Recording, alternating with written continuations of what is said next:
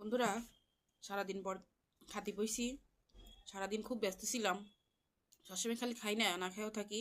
সারাদিন ব্যস্ত ছিলাম, খাতি পারি নাই। সারাদিনের খাবার এখন খাতি বইছি, গরম ভাত আর ভর্তা। আজকে সব মজার খাবার রান্না করেছিলাম, তাই এখন খাতি বসে গেলাম গরম গরম ভাতের সাথে ভর্তা। এই যে আলু ভর্তা করেছি,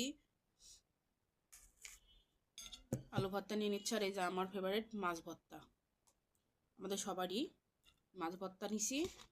আর করেছি এই যে এদিকে শিম আলু ভাজি, এটা আমার অনেক পছন্দ। আমার মুখে খুব স্বাদ, সব খাতে পারি আমি। আর করেছি দো পেঁয়াজি ট্যাংরা মাছের, এই যে একদম সেই মজার।